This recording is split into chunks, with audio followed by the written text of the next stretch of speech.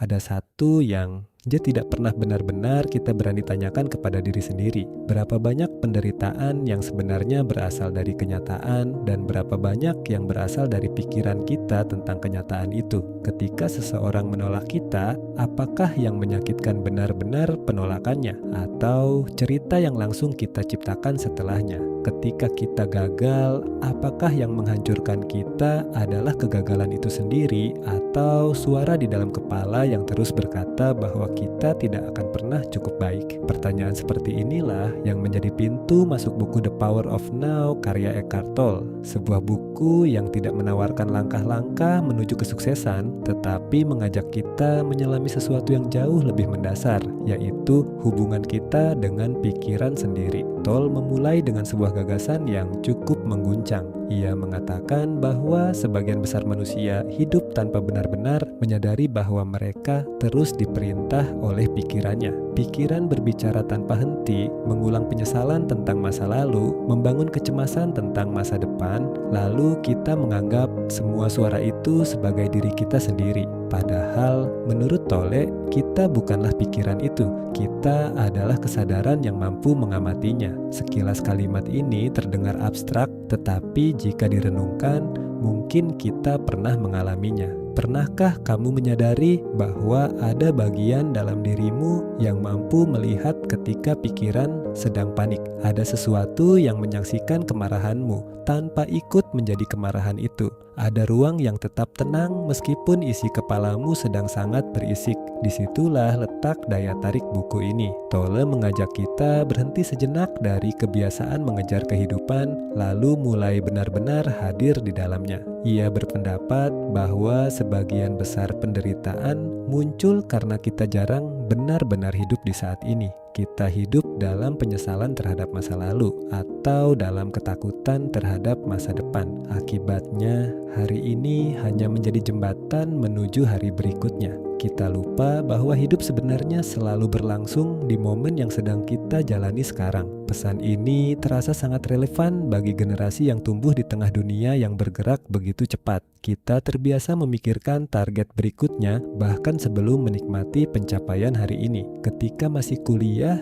kita cemas memikirkan pekerjaan. Setelah bekerja, kita khawatir tentang karier. Ketika karier mulai stabil, kita memikirkan hal lain lagi. Pikiran selalu menemukan alasan untuk mengatakan bahwa kebahagiaan berada sedikit lebih jauh di depan. Tanpa sadar, kita menjalani hidup seperti seseorang yang terus mengejar cakrawala. Semakin dikejar, semakin menjauh. Namun justru karena gagasannya begitu memikat, kita perlu membacanya dengan sikap kritis. Apakah benar semua penderitaan berasal dari pikiran? Jawabannya tentu tidak sesederhana itu. Ada penderitaan yang memang nyata dan berasal dari dunia luar. Kehilangan orang yang dicintai, hidup dalam kemiskinan, mengalami kekerasan, diskriminasi, atau penyakit berat bukan sekadar persoalan cara berpikir. Mengajak seseorang untuk hanya kembali ke saat ini tanpa mengakui beratnya kenyataan yang sedang ia hadapi bisa terdengar kurang peka terhadap pengalaman hidupnya. Selain itu, buku ini terkadang memberi kesan bahwa ketenangan batin adalah solusi utama bagi hampir semua persoalan. Padahal dalam kehidupan nyata, ketenangan juga perlu berjalan berdampingan dengan tindakan. Bayangkan jika seseorang hidup dalam lingkungan yang tidak adil. Apakah ia cukup hanya menerima momen sekarang, atau ia juga perlu memperjuangkan perubahan? Disinilah kita perlu berhati-hati agar tidak mengubah penerimaan menjadi kepasrahan. Ada perbedaan besar antara menerima kenyataan sebagai titik awal bertindak dan menerima kenyataan sebagai alasan untuk berhenti bergerak. Meski begitu, ada satu pelajaran yang menurut saya sangat berharga dari buku ini. Tolle mengingatkan bahwa tidak semua pikiran layak dipercaya. Kalimat ini mungkin terdengar sederhana, tetapi dampaknya sangat besar.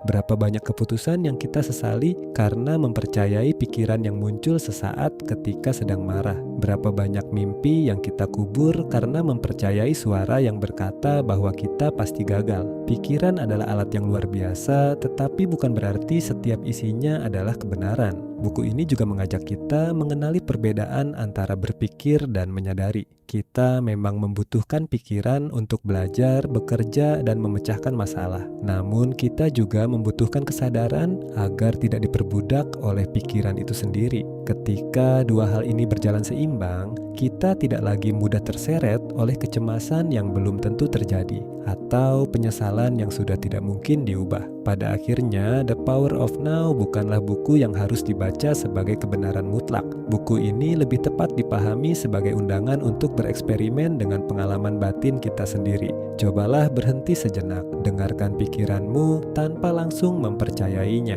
Rasakan napasmu tanpa terburu-buru mengejar hal berikutnya. Mungkin kamu akan menemukan bahwa selama ini bukan hidup yang terlalu berat, melainkan kepalamu yang tidak pernah berhenti berlari. Jadi, pertanyaan yang layak kita bawa pulang bukanlah apakah Eckhart Tolle sepenuhnya benar. Pertanyaan yang lebih penting adalah seberapa sering aku benar-benar hadir dalam hidupku sendiri. Karena mungkin kebebasan bukan berarti hidup tanpa masalah. Mungkin kebebasan adalah ketika masalah tidak lagi memiliki kuasa penuh untuk menentukan siapa diri kita. Dan barangkali di tengah dunia yang semakin bising, kemampuan untuk benar-benar hadir pada saat ini adalah salah satu bentuk keberanian yang paling langka sekaligus paling berharga.